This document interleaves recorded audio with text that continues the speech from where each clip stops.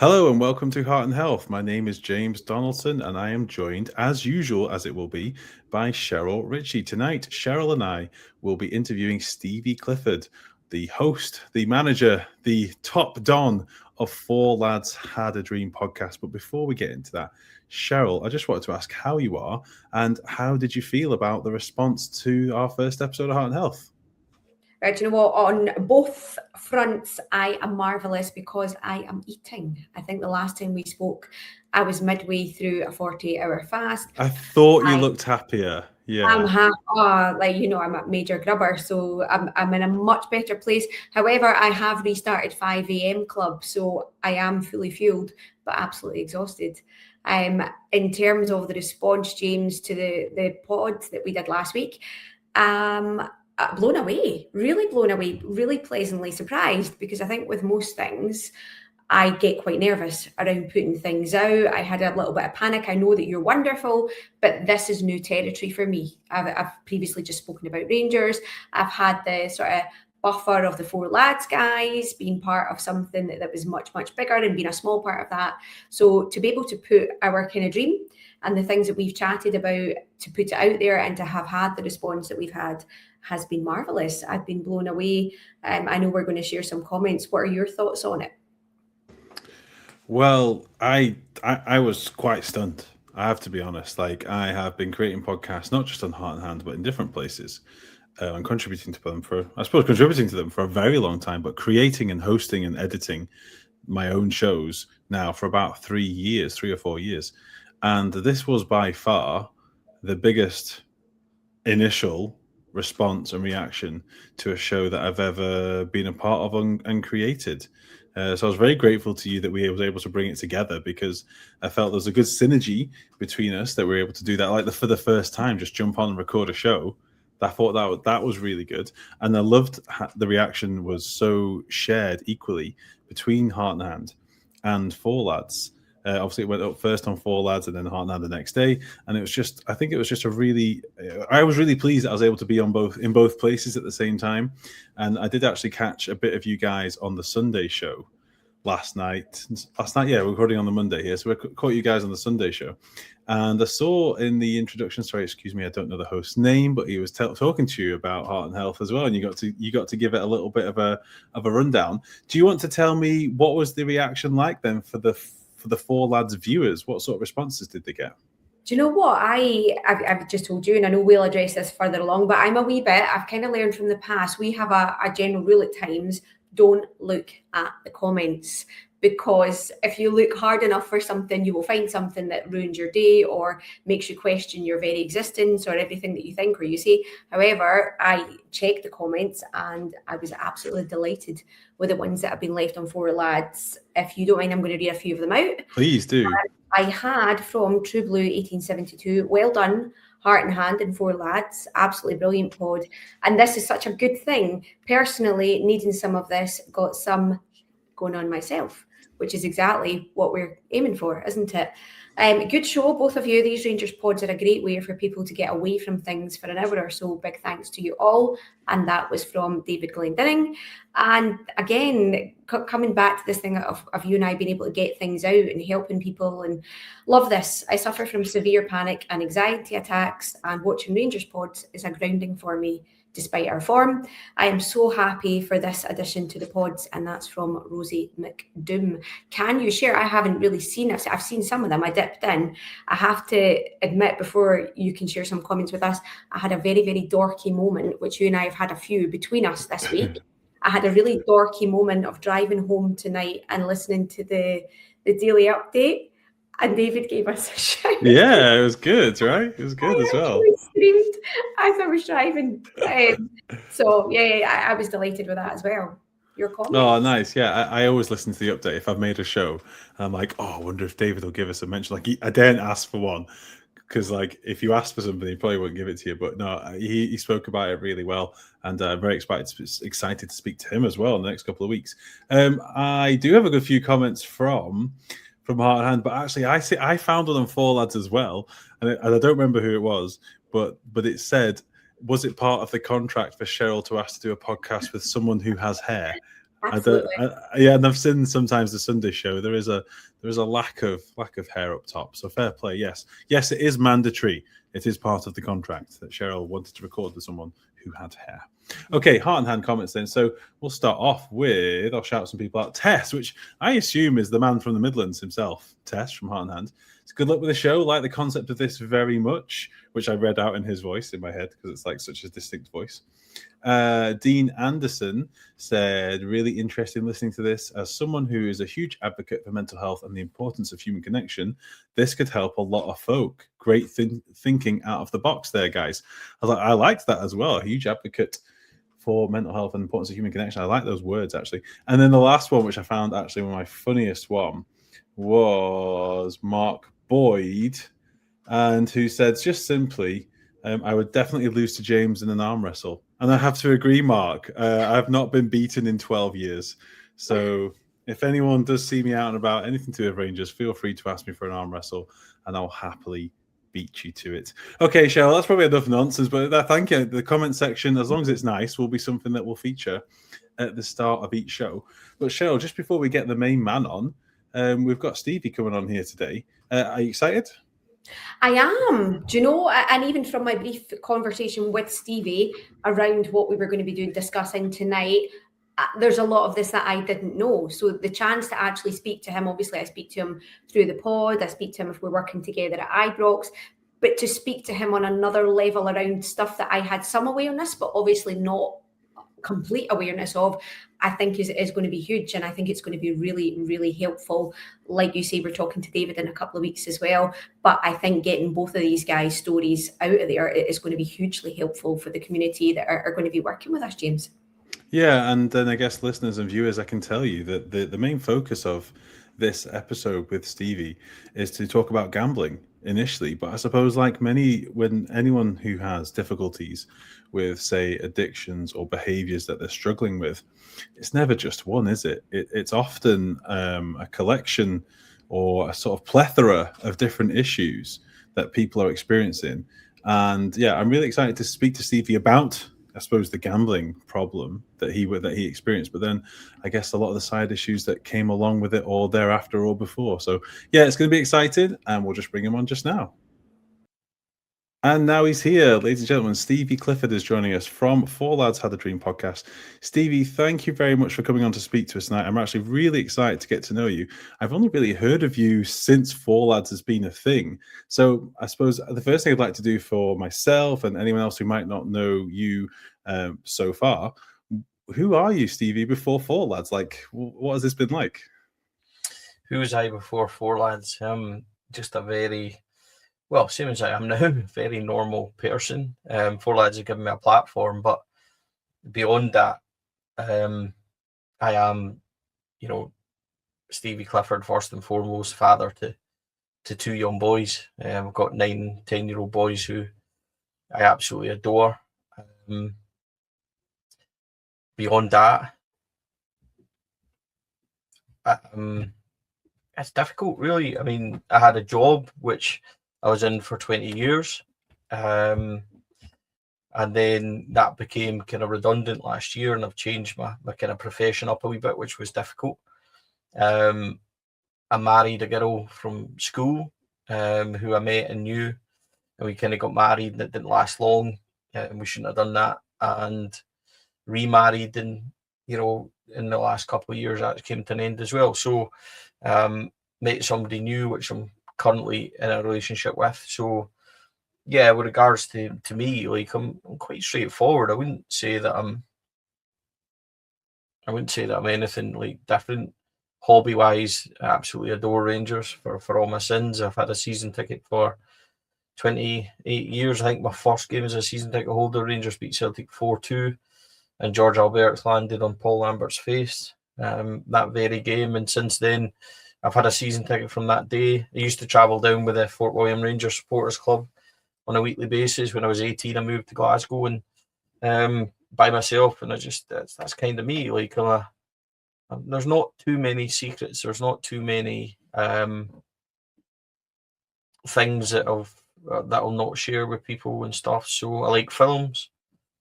Big film buff. Favorite ever film is RoboCop. the original 1987 Paul Verhoeven classic.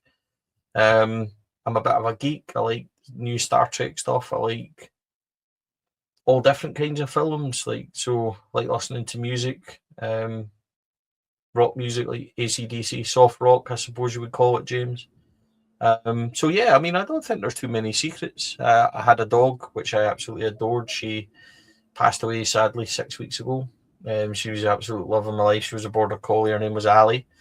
So yeah, that's me. I think I don't think there's any real secrets apart from the one that I don't tell anybody, which we'll probably discuss. Can I interject here and say that Stevie touched upon this, but I think it's possibly going to be one of the most pertinent points that we make on this pod tonight. He has the worst taste in music of any human being that I have ever encountered.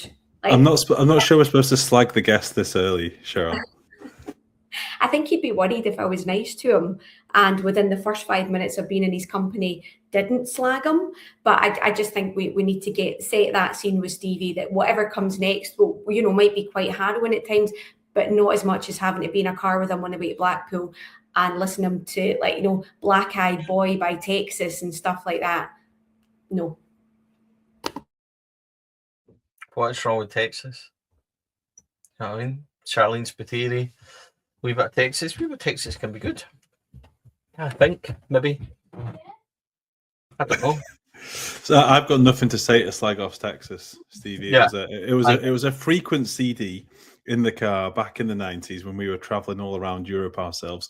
We were only allowed to choose 3 CDs each. It was a long 12 hours through Germany. But that's a different subject for a different day. In your intro there, Stevie, in your first answer, there's loads of things that we could be going into today. I think myself as a recently divorced person, I can sort of connect to already the sense of changing relationships and how much that can disrupt your life and everything that's going on through it. So I suppose there's a big headline in our sort of in our notes there before the show that Sheryl gave to me, and it was a big one about gambling. So within your little answer of the who are you, we've not heard anything about that. So I don't think you have to go in so heavy for like a 10-minute monologue here. But I just want to ask then, it seems that you've had a long-running gambling addiction, I guess, in your younger days, and it's been under control for 15 years. So let's start with, how did you get into gambling? What was your first taste? I mean, it's all over us. It's football shirts. It's in the advertising on the telly constantly. We've all done it, I imagine, listening to this and watching this show. How did you get into gambling? Probably first to say that I am a gambling addict. I am somebody that has at times really struggled with gambling addiction. Not to the point where I've done anything ridiculously stupid, like put family or house at risk or anything else, but there was no doubt that the paths that I was going down was ultimately going to take me to a disaster at some point. And yeah, I done the whole Gamblers Anonymous, the whole GA meetings, everything. And how it started was quite simple. I used to go to the pub regularly. There was a pub called the Locky. We grew up in Cool in Fort William. And I would go and sit 14, 15, have a drink of juice and play pool with my mum and my old man. And they were very good pool players. And naturally, they would smoke and they would have a beer and a vodka and they would play the puggy, as it was known. And I would go and watch and stand beside mum and the old man while they were playing the puggy, flashing lights and everything else. And that's how it started. And I remember being 15, 16, had 2 paper rounds. And before you knew it, it started off very slowly. I would say, "Oh, mum, I've got a couple of pounds, throw a couple of pounds in for me." And before you knew it, at 18, nights out where, 20 quid for beer, tenner for the puggy, that kind of stuff. And that's how it began. And yeah, I mean, the horse racing, nope. Scratch cards, nope. Lottery, nope. Nothing like that. Stand me in front of a fruit machine. and the big sparkly lights and that will to win, completely swallowed me whole. And progressively, it started and only got worse. Like, got so much worse very quickly. So that's how it began. Can I ask Stevie, because that all sounds like a kind of typical 80s scenario. I remember being in the pub with my dad, or being in like the fire brigade social club or whatever, and the puggy was there and there was always people playing it, etc. At what point did you realise that wasn't a hobby anymore, or it wasn't something that wasn't going to cause you harm? It took a while, because it took a while and a lot of wasted money, a lot of wasted nights out. I think when I started to realise, it's a reaction of my mates around me, because we go out for a night out and dying to see the boys, and the next day text the boys, "Oh, good night," whatever. Well, we don't know because we didn't see you because you're standing up in the puggy all night. So once these things start getting said to you, it becomes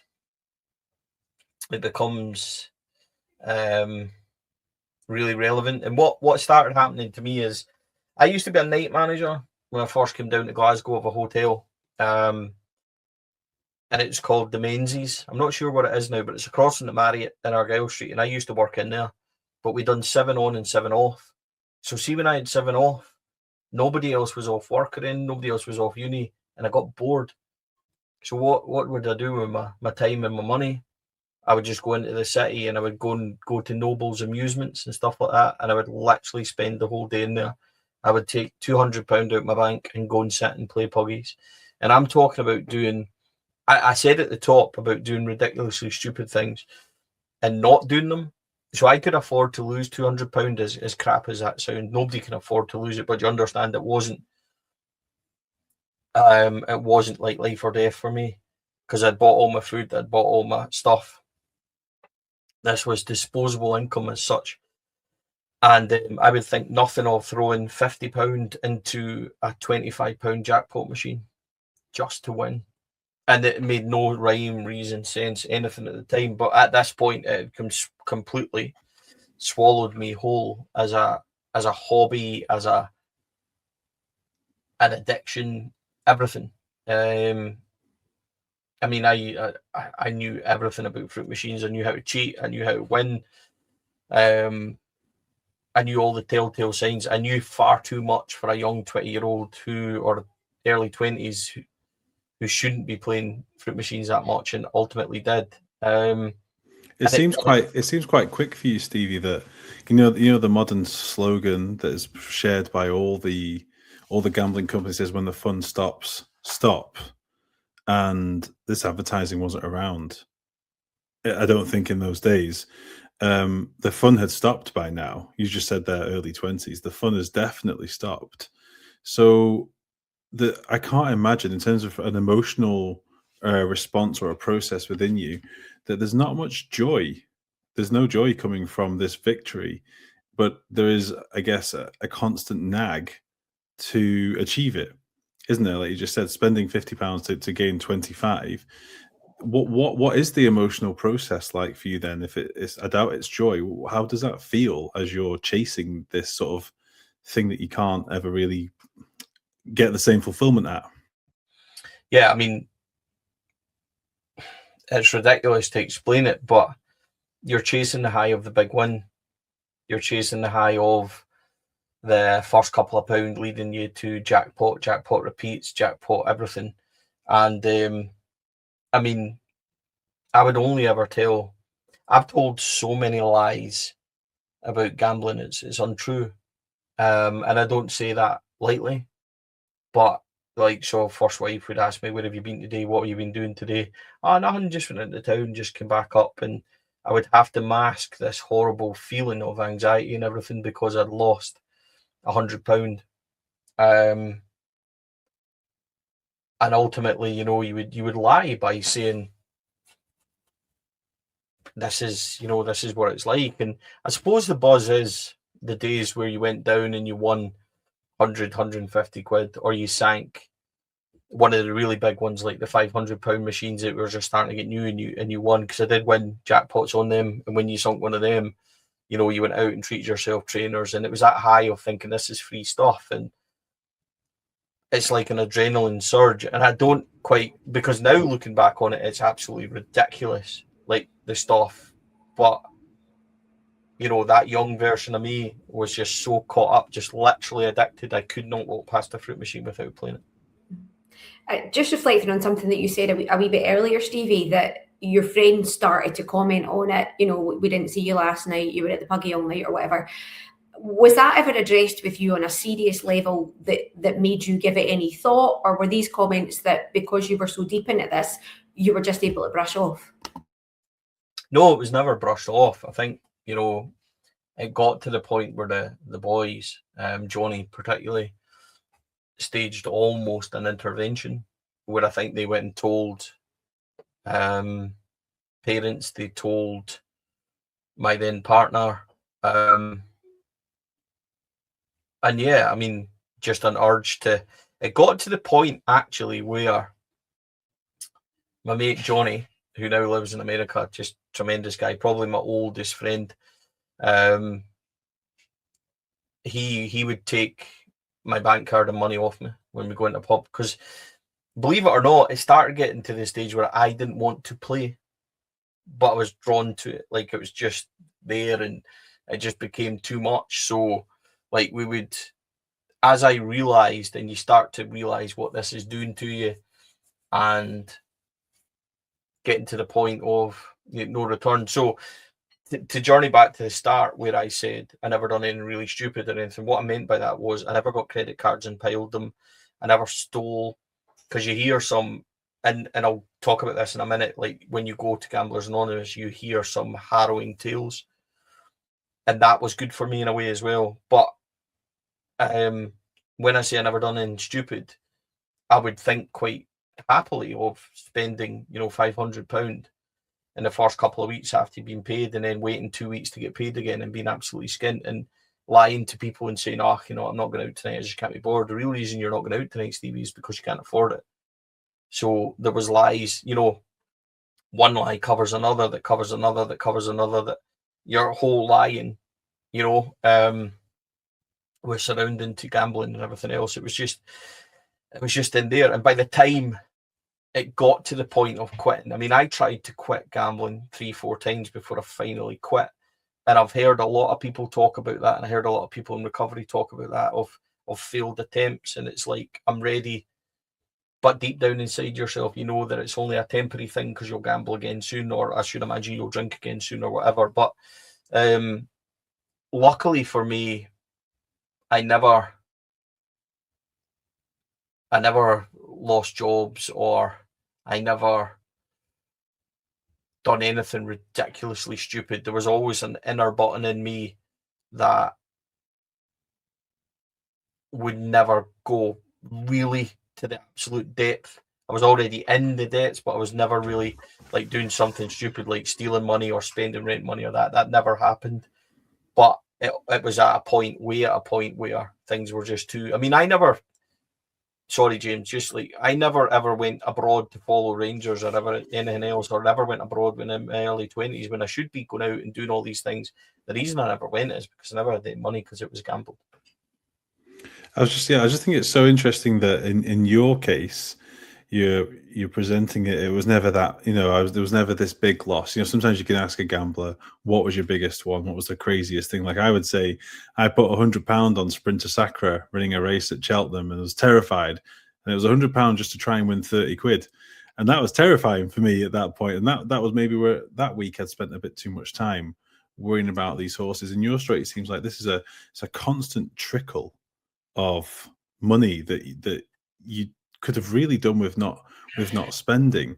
And yeah, it might not have been credit cards or worse sort of embezzlement and things and fraudulent behavior. That I know people who have gone to prison on this, but I don't think that the psychological impact from the health perspective, that it's any lighter, that load for you.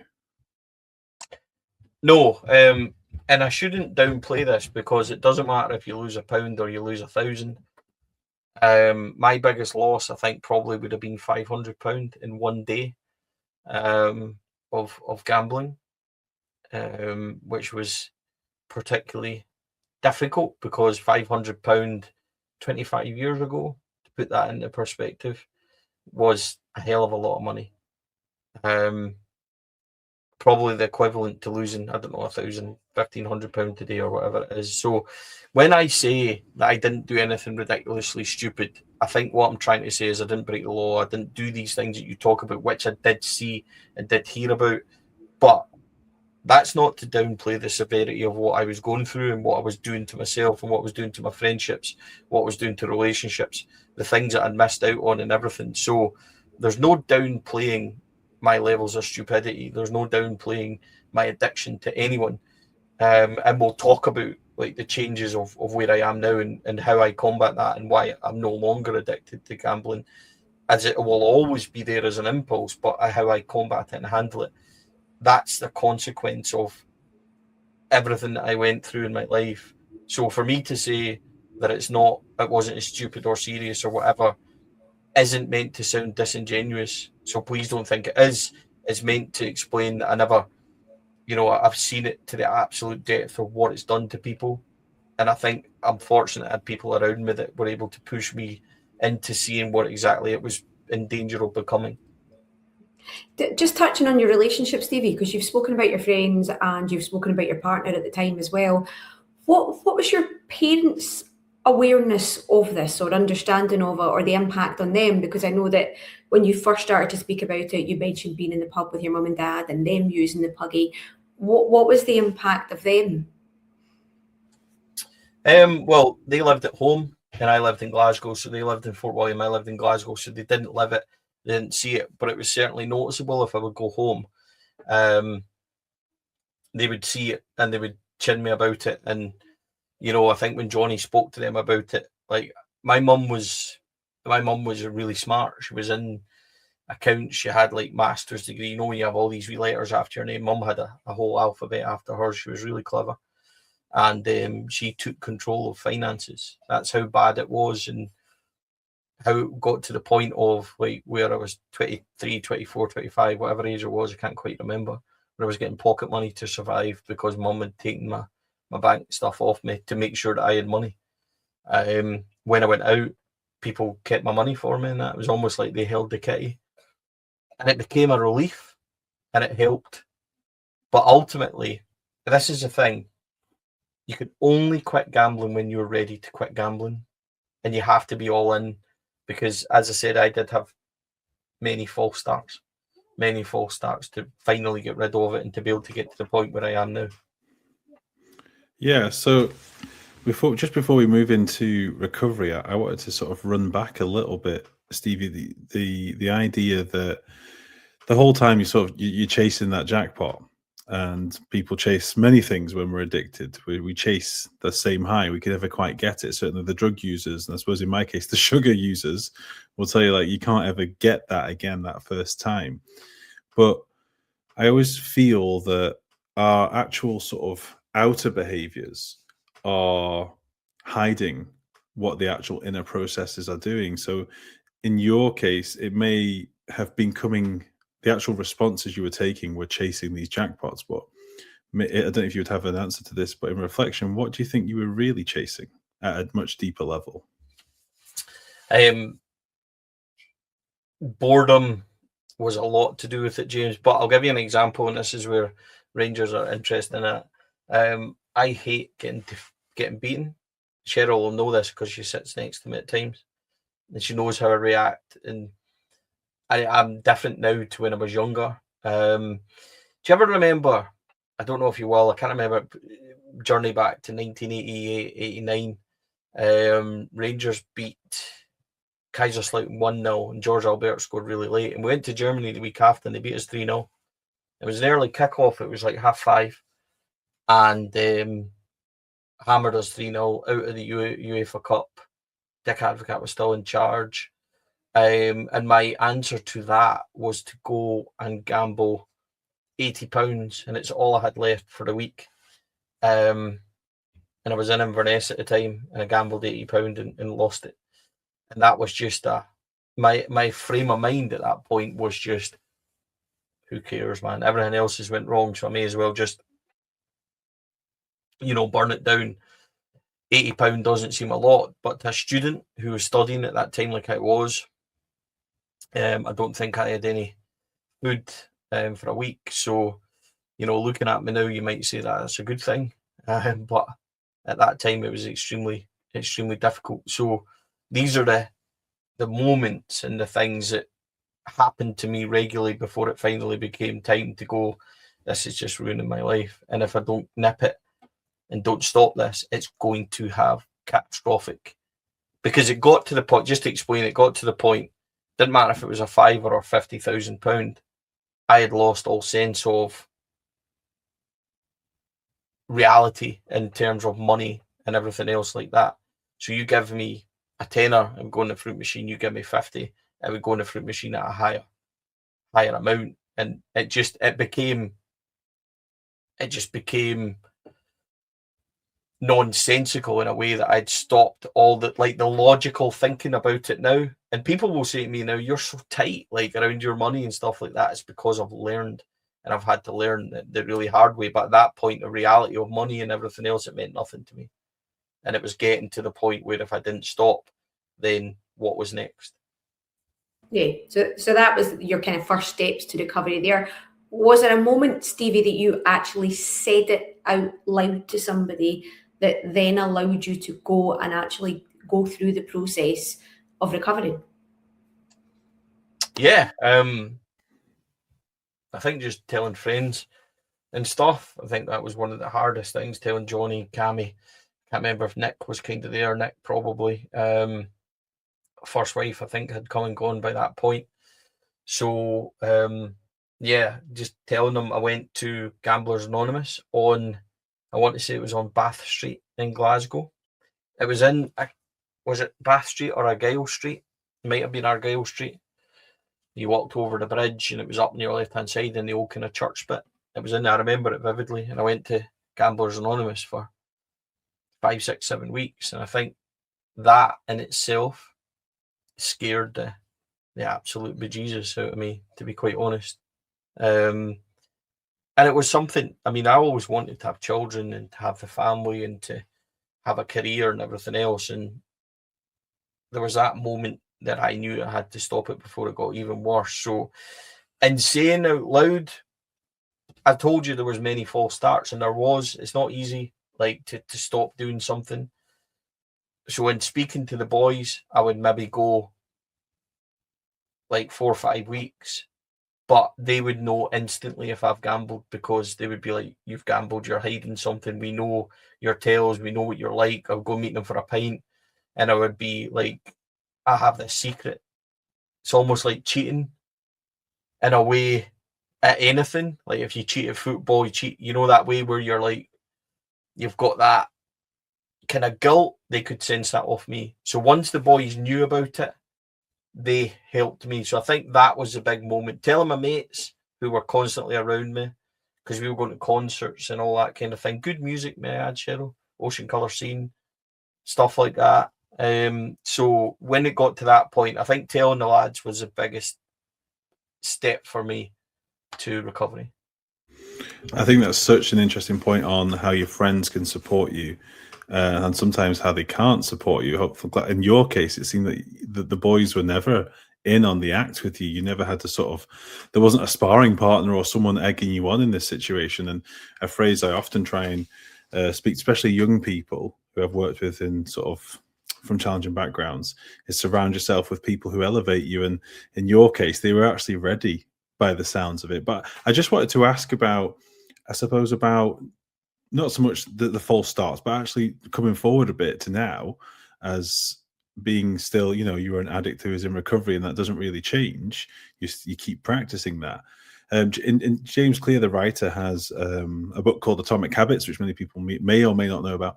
But within there, he presents the idea of a habit loop, which shows you the 4 stages of developing a habit, be it a good habit or a bad habit. And it goes cue, trigger, response, reward. And I suppose in your case, the cues will still be there today, and they may still trigger the same feeling within you, but your responses are different. So I just wanted to try and find out, are you still triggered or cued to have the sense of wanting to gamble by, and like I say, it's around us in the football, it's on TV, it's everywhere that we go. How does that feel now? It doesn't. I can honestly say that.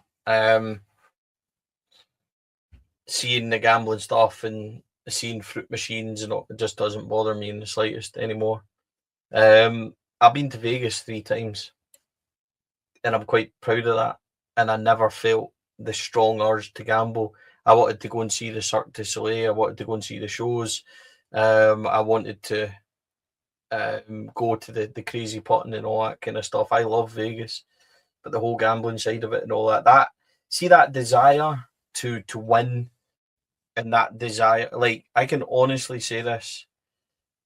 See, if I lost a tenner in the fruit machine, it would ruin my week. 20 years ago, it would just be the norm, and it would just be a prelude to, hundreds more. Now, I was just like, that whole, I don't know how, maybe it's just, and I genuinely believe this, see the sense of growing up and everything else. I mean, I look after my children. The money I have spare goes to them, whether it's buying them Lego, whether it's buying them sweets and whatever else. See, if I'm arsing about and wasting all my money, I'm not doing that with them. Or I'm not going to see Rangers, or I'm not going to, there's no, this is, or not paying, season tickets and all that kind of stuff. So my trigger system, like things that happen to me, like Rangers getting beat, or emotional turmoil, or people saying stuff about me and everything else, which has become a new side of it, it just doesn't trigger me the same anymore. I can't explain it to you. That urge to go and gamble is replaced by that urge to go and nap. I'm 42. So I'd rather go and sleep than go and gamble. And I just I don't want to say I'm a tight arse, because I consider myself to be very generous and stuff like that, but I would never waste money anymore. It's just not what I am, or not what I do. You said kind of almost right at the beginning, Stevie, that your first relationship that you were in wasn't right for either of you, and that was something that you viewed. I think you maybe said a mistake, but you can keep me right on that. Did that have any link to chasing that high from elsewhere, or do you think that you would have been that person with a gambling addiction regardless of whether you were in a fulfilling relationship or not? Yeah, it wasn't her fault in any way. Carol was a lovely woman. She helped me as well, trying to get rid of it, and I think she kind of, do you know what? She got the shitty years of me, and excuse my French for that, but she did. She should have been, had holidays and everything else, and she didn't have that because of, ultimately, I mean, we did go on holiday, but ultimately not like we should have been. I've always had decent jobs, always had money. What I've chosen to do with it, I'm actually a bit like the human version of Rangers, and how we pissed away so much money for several summers. That's what I did, just in a different kind of scale of it. But no, I mean, I didn't chase for fulfillment away from her. I don't know. I think that's, my choices are my choices, or nothing to do with anybody else. And I think she was lovely. And I just don't think, I think it got to the point with us where we were probably just two friends who had gone really as far as it should. And instead of being honest with each other, we just got married, and we shouldn't have. And within a year, we were divorced. But I will say that, and I'm not very proud of this at all, that the closing stages of our marriage, I was gambling a lot and drinking a lot. I'd started going to casinos, and I remember the night that we got beat by Malmo. I think Whittaker and Yelovich, or something. Yelovich scored, Whittaker and somebody else, Bagheera maybe got sent off.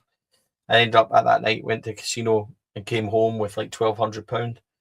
And she stayed up and she was like, "You've been out cheating on me." And I kind of threw £1,200 up in the air, and I was like, "No, I've been in the casino, you can just get to." And that's the impact I was having on other people. She thought that was a way cheating on her. She thought I was doing this, X, Y, and Z. I wasn't. I was at Gala Casino on Lansfield Quay. So, my choices were my choices. Was it because of her? Nah, I don't think so. Was I chasing something away from her? No. It was just I was in destructive mode at that point, which I think is quite dangerous as well when you get into that frame of mind where fucking nothing else matters. So I wouldn't like to say that anything. And if anything, she tried to help me several times. I think that's probably the most positive parts of the story so far, Stevie, is that, like I said about the friends, people are trying to help you, but we can enter that self-destruct mode. Like I think I've experienced that with sort of food habits over the years, certainly in my bigger days, in my early 20s, where alcohol was also involved. Like, it's F it, I'm going to order all this stuff, I'm going to consume it like I'm beard meets food or something, even though it wasn't a thing in those days. You know what I mean? Like, I know that self-destruct button well, and I'm still a very big boy to this day, and the food's no secret about why that is. I just wanted to think about, we've got into relationships a little bit, but that sense of chasing or trying to prevent boredom, chasing a dopamine hit continuously, even though gambling is no longer triggering, so the cue for gambling is there, you're not triggered enough to do it and take that action. Are you still affected, though, by chasing dopamine in any way, or from any sort of, like, is that still happening, trying to cure that boredom? I get my highs, I think, in other ways. Like, I think, the whole four lads side of it takes up so much of my life now, where you've almost got a pod going out every single day on the network. So you're always dealing with something. You're always downloading, recording, or whatever. And then you've got the children who you're spending time with. My highs are different. You're still chasing that Rangers high, aren't you, of becoming a successful team like we all are, and that's the ultimate hit and everything else. But James, I've also I've got so many safeguards now in place in my life that will not allow me to go back to what I was before. And these are really, I think these are important to share. I mean, and what I'm getting at is that I may now be able to not gamble and not have that urge and everything else, but there's one day that urge might come back and I'm not strong enough to do it. So I've put in so many safeguards in my life. Could you tell us a few on the Yeah, assumption? absolutely, I will. Maybe someone's listening. Yeah, these are things that I would thoroughly advise people to do. And what I would also say is that I'm willing to speak to anyone who has trouble like this, because I know the stories and I'll know what they're going through. I know how they feel. I know the dark thoughts. I know everything. And I would be willing to talk to anybody. But some of the things I've done. So on Royal Bank of Scotland, with my account, Royal Bank of Scotland are aware of my history, and you can set it so that you cannot pay into gambling sites and anything else on your account. So I've done that. And for whatever reason, say I was really tempted to just go online and play, you can't do it. It will not let you deposit on anything. It just physically says you cannot do it. It rejects as you could have £200,000 in your account and it will reject it. So it doesn't let you do anything like that. And it also, if you then change it and say, well, I do want to gamble, it takes up to 7 days. And at the end of the 7 days, they'll ask you again, you still want to take this safeguard off? So that urge, I can never do anything with that urge. Second of all, I don't carry a bank card. Don't carry a bank card. I've got my bank card on my phone, so I always have money if I need to pay for things, but I don't carry a bank card. It's physically impossible for me to take money out. I don't have it. It's physically impossible for me to withdraw money. So if I need money, I need to go into a bank or whatever else, which is really important. It eliminates the urge to go and do that. And I don't know if any of you have been into a bank lately. To go and withdraw money, you need passports and all sorts nowadays. So it's not as easy as it once was. So these are our safeguards. I'm also banned from every casino online through GamCare, and I would urge everybody to go and do that, to register with GamCare, and they will block your emails, your address, they will block your bank account, everything. They will block you. So say for example, I went to go on Ladbrokes later and hit up a Ladbrokes account and set it up. You can't do it because it will immediately be rejected. You can't deposit, you can't do anything. Every time I see a new casino or something advertised, I will go on and ban myself from it. And it just takes away that. And I would urge everybody to take the simple steps are the best way to try and rid yourself of being in that situation. And even like with my partner, if we want to play the lottery or something, because everybody has that dream, what you're going to do when you win the lottery, and everybody else, like, she would do all that. I would take absolutely nothing to do with that. I don't spend the money. I don't, I wouldn't go onto the website, anything. So I just don't do anything like that. I think that's huge, and in hearing you speak like that, Stevie, is exactly when you were going through those steps, exactly the kind of idea that James and I had, that we might be able to bring to people, to be as specific as that. It is going to be able to help a huge amount of people out there that are in a similar position now to the one that you were in previously. Again, I keep coming back to the same things. It's your relationships, and you can tell what we spend the bulk of our time speaking about, Stevie. But you mentioned your current partner and how she'll pick up, if you're doing the lottery or whatever. Is it something that you've been very upfront and honest about straight away with subsequent partners since your first wife? Yeah, I mean, I think I don't have any secrets. I don't have any. I wouldn't think that it's not easy to sit and tell somebody that you've told lies and you've hurt people and you've ruined. I mean, I should have lots of holidays and everything else. Like, I should have. I mean, making very good money.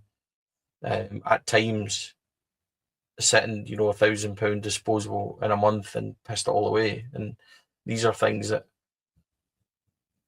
I should have more to show from my life. I should have more stories. I should have more things. And it wasn't until what it definitely cost, and I think this is very true. It cost my first wife a decent life with me because she never got to see the good side of it. Fortunately, it taught me a lot. And yeah, I've always been upfront with everybody since. So, and there's only been, it's not like there's been 15 partners or anything. So, despite what you might read, there's it's been easy to be honest. So I don't mind telling people. I don't think many people will know this side of me because I don't mind telling people, but it's not something I'm proud of. I did tell lies. I did waste an abundance of money. I did, I got to the point where, and if again it'll go back to my mates, and I thank them for it, like Johnny and Cammy and stuff. They would literally come up to me in a pub and go, "Mate, I'm away home." Put down their pint glass and go home, and it would make me stop and go, "Mate, I'm really sorry. Like, I'm £30 deep, and I'm sorry. Just come on, I'll come and sit down." It took good people around me, and I bet you, if there's people watching this, I'll guarantee there's people watching this and saying, "This is what my mate does." And it's all the same signs because I've seen it before, and I've seen people on nights out, and you want to just go up and go, "Mate," So aye. I think that's a very good topic to bring up. Then, so you said people will be the friend of that person who are listening, and there'll be more friends of the person than there are of the person, I think, listening or watching the show. So if you could place yourself in the position of your friends then, or just offer some insight to how people could help their friend if they were struggling. I do have a mental health first aid qualification. It's really just a job that's about signposting. So how would you encourage us or suggest that someone who wants to support another friend who has a gambling problem, how do you think they could do that, or what sort of things could they say or challenge them with? I think with any addiction, whether it's gambling or alcohol or anything, I think just, do you know, one of the biggest things for me was the relief of it all.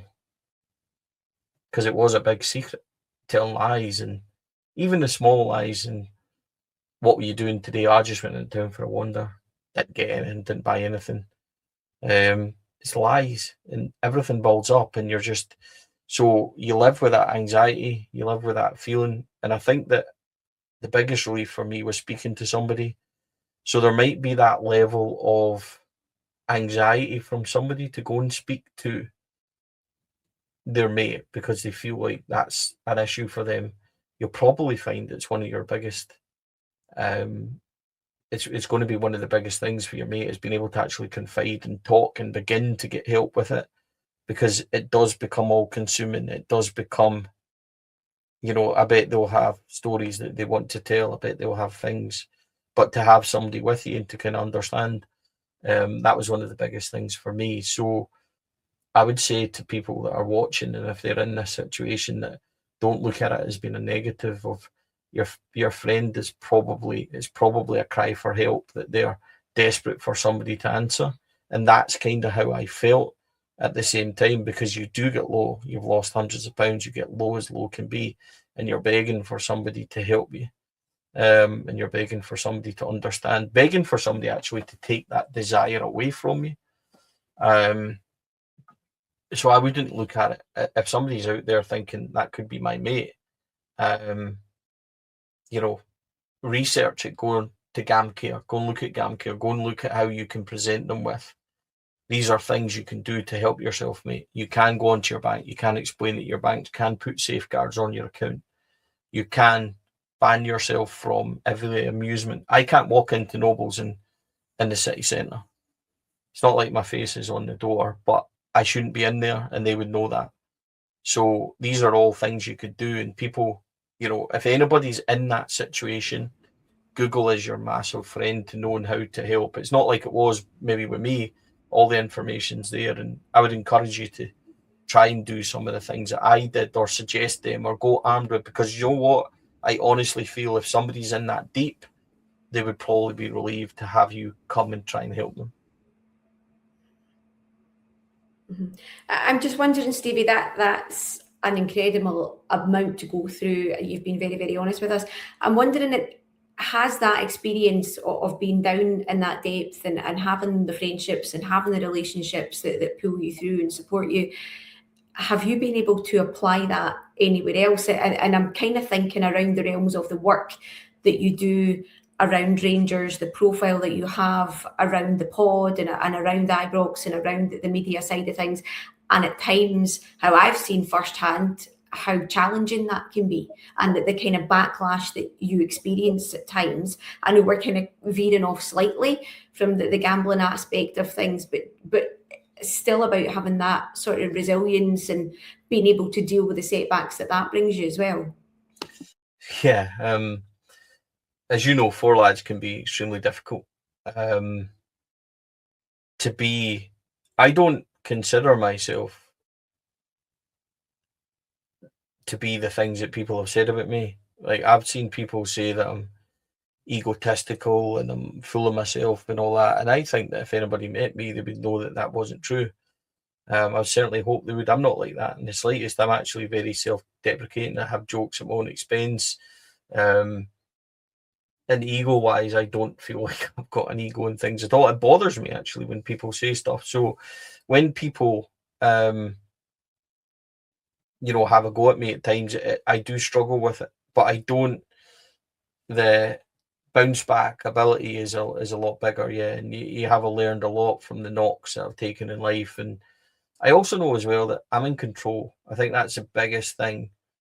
And this is where it probably does sound egotistical or does sound a little bit wanky and stuff like that. But the only person that can control me is me.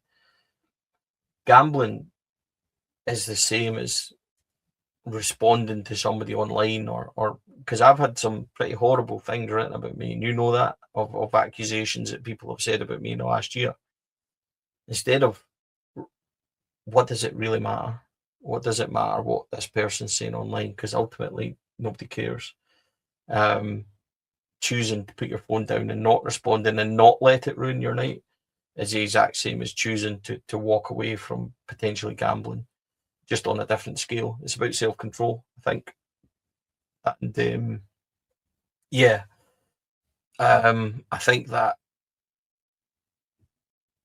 have learned a lot from what I went through. I've definitely learned it's not a situation I want to get back in. That's for sure. So yeah, I mean, it's taught me a lot, and I think I feel sad about the opportunities that I've missed in life because of the wasted years, and I'm glad that I got out of it when I did. But there was 5, 6, 7 years wasted of my life where I should have been going to Tenerife. I should have been going to watch Rangers away in Europe, and I should have been doing all these things that I'm able to do now. And that's the biggest hurtful thing for me, that side of chasing a thrill that never existed, because these things don't exist. You can't win. That's a very important point to make. And I bet you have days where your mates would say to you, I won £250 today in the bookies. That's smashing. How much have you lost for the rest of the week? Because I know you have. Because you only tell people about the wins. You don't tell them about the losses. You can never win. It's the reason why bookies are recession proof and casinos are opening all over the place, because you cannot win. You might get lucky once or twice in your life, but you can't win. And that's the biggest point I'd make to people. Don't chase something that doesn't exist. Because if it does exist, we'd all be millionaires, but it doesn't. I think that's really important, Stevie. And I just actually wanted to ask you one last thing, please, before I sort of thank you for all the vulnerability and stuff that you've shared here today. If then there's someone who's listening and watching to us right now who's in that situation, that when, like you, in your early 20s, where the fun has just stopped becoming fun, or rather maybe it's been fun for a while, what hope, or how can you give them hope today? Could you give them a little bit of hope for what they can do and how it can come next? Yeah, you can absolutely have a wonderful life and be normal. There's nothing that you can undo in life, or you can't undo in life. And I think that the really important thing is to say that you can get better. You can get better. You can control yourself. You can recover. And I think that, and it's not hopeless. There's been times where I have in my life thought this is absolutely hopeless, and you're at the absolute bottom rung. If anyone feels like that, I think, please reach out. There's so many good steps that you can take, and there's so many things that you can do nowadays to relieve the burden and the pressure on yourself. And yeah, I'm a recovering gambling addict, and I will always be that. I've been to Vegas 3 times, and I've survived, and I've loved it, and I've walked past, and I live a normal life now. So, and I consider myself to be, if people had seen me 25 years ago or 20 years ago, then they would understand. So that's my biggest thing to people. There is life after gambling. There's life after drinking. And one of my best friends is going to come on this show and share his story. It's probably why we got on so well as well. And David, that we can speak about things that have happened to us, and David knows all the triggers, and he knows our stories are so similar, but yet so different in different scales of things. And I would just say to people, if you want examples of people that can recover, then, David's one of the very best examples out there. So there is life after whatever it is you're going through. Place your trust in people to help you, and life can get a whole lot better. Rangers might not, but life can. But hopefully that'll take effect soon. I absolutely love the Rangers reference there. Thank you very much, Stevie. That was absolutely, I don't want to say incredible to listen to, but I think it was very important to listen to. I've been a gambler over the years, and I don't do it anymore. And I don't do it because I recognize it as a way of me avoiding life and a way of chasing a high that I can't ever win, and how this spills over into other parts of my life. And I think people may say you're egotistical. I've never met you before, and I just see a man who's comfortable in his vulnerability now, where he may not have been 20 years previously. And I think that's a very important thing to share with and to show, not just men, but other, I suppose, younger people, or people of any age who are fearful or aren't sure how to speak about their challenges. Cheryl's disappeared. Sorry, And the things that we go through. I think it's very important that we can show people who are in sort of places of like prominence, as you know, you're prominent in the Rangers community, and you can show people that speaking vulnerably is something that can be done by anyone, and asking for help is never too late to ask for help. Cheryl, anything else just to add there? No, I think you've given us so much, Stevie, that we will make sure that we add it into the show notes as well, because obviously after everything that we do, we'll have a section with different contacts, and the things that you've given us tonight, we'll make sure that, as well as you sharing it in the pod, that there is that reference, that people know where to go as a result of the advice that you've given us and the experiences that you've shared. So whilst you still must absolutely have the most vanilla music taste of any man alive, you have helped so many people tonight, and we both really appreciate it. Thank you.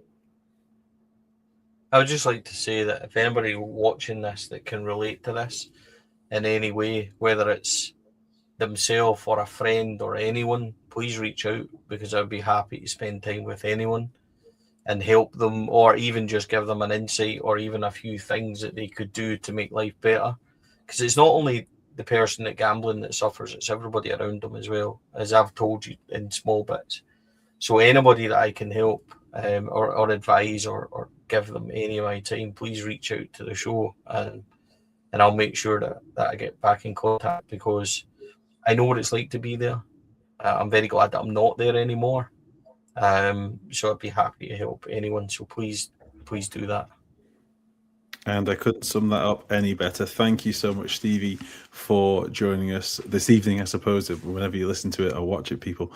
I really, really appreciate the time that you've given us, and I'm in no doubt that a person, at the very least, will feel supported or encouraged to go and ask for help from listening or watching you speaking today.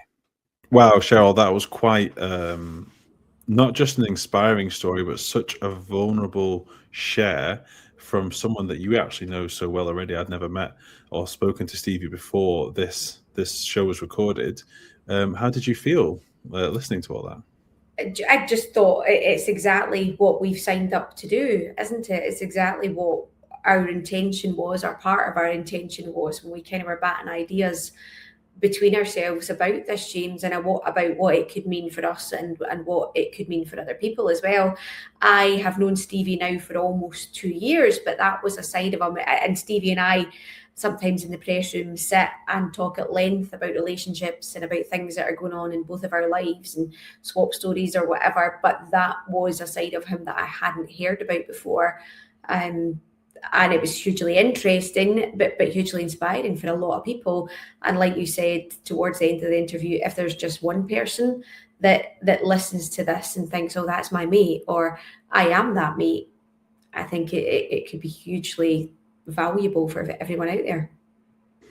Yeah, and I think, like I said, I've never met Stevie before, but you know, I've got a Twitter account, so when people say bad things about people that are more prominent in the Rangers community, you can read about it. But having just met him for the first time, I mean, I see a confident but vulnerable speaker, and I always find that very inspiring. I found many layers of the story heavily relatable for myself and in my past. And I know that I've often got like sort of like a self-help book understanding of the world, because I've read so many books over the years because I had to. But I think there's so much in there that's going to be repeatable. We'll hear different stories in different towns and different outlets and different sort of abuses and addictions. But what they'll come down to is often people running away from a feeling that they can't quite put the finger on. It's avoidance of a core issue that leads to a negative behavior, and then a repeatable negative behavior, which then leads to addiction. I think that's something we're going to see a lot of as we go through our stories, other people's stories. And I think you're absolutely right. The reason for that we both wanted this show to exist has just been played out in front of us in terms of that interview with Stevie. So again, he's not on here with us anymore, but thank you so much, Stevie. I really, really appreciate the time that you gave us. And I just wanted to go back over some of the references and links that Stevie spoke about for anyone who may be experiencing troubles with gambling, no matter how small, like Stevie says, no matter how big or how small the actual bets are. I think anyone can go and ask for help. So the organization that Stevie first gave us was GamCare. So the National Gambling Helpline provides free support for anyone affected by gambling harms inside the UK. And you can find that by going to gamcare.org.uk, and you will find a link to this in the show notes for this episode. And the other reference point I wanted to give to you is also just sometimes the NHS website can be just as valuable for something you're experiencing. So if you went on the NHS website and you search the term gambling or addiction, you're going to find loads of references to getting support with addictions, because a lot of the same strategies are repeatable. So don't be afraid of using the NHS website either, and I'll put a little link up for that as well. Sheryl, where can people find you if they want to talk to you about this episode? They can find me on X at, I think it's Sheryl Ritchie 7 on X. They can find me walking about knackered with a 10-year-old who's probably wearing a Rangers strip and kicking the football along the street and dragging a dog with me anywhere, probably in the general East Renfrewshire area. But the best place to get in touch with me is probably X. I still like it. I know a lot of people don't, but I like, and I think we'll talk more about this, James, as we go on about our stories, but it's got me to sit in here with you nowadays. So I know that a lot of people aren't keen on it, and I understand why. But for me, it's still a platform that I can really engage with people. I can keep up with Rangers news. There's also things that cheer me up when Rangers are bringing me down, even if it is just about how shit we are. There's a lot of kind of people that think the same way on there. So I still find it a really useful space. Yeah, no, I do. I get a lot of news and knowledge from there. But you can also find me on X, Instagram, and Patreon, all under the same tag, JC Divergence. And I'm not going to spell it out to you, but I'll put our links to both Sheryl and my own sort of personal sites or places you can find us into the show notes as well. And I just wanted to say thank you very much to everyone who made a comment. We read a few out at the start of the show. Really, really grateful for that response. Like I said, I've not been involved in a show that I've hosted or co-created that's had such a positive response, and I would like to encourage people to keep giving us comments and leaving us their thoughts, especially if you've got something positive to say to Stevie for how he was able to share his vulnerabilities. I can promise you that speaking like that is actually very anxious at times, and I've really felt Stevie relaxed as he got into the interview and started speaking about topics a bit more fluidly. I just think it was really brave. So if I would like to really encourage people to leave some positive words for Stevie for speaking so vulnerably and bravely in this episode. But that's going to bring us to the end of Heart and Health for this week's episode. We will be back again in next week or the next week or so, speaking to David Edgar from Heart and Hand. We're going straight in for the big hitters. And in David's episode, we will be talking about alcohol and I'm sure many other things. But thank you all for joining us, watching us, and listening to us on Heart and Hand and Four Lads. And we'll be back to speak to you again very soon.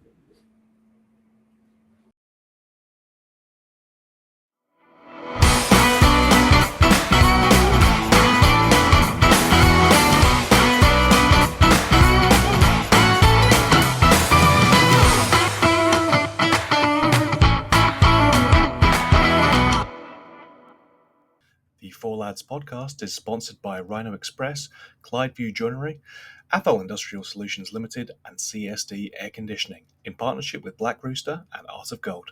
Thank you for listening to or watching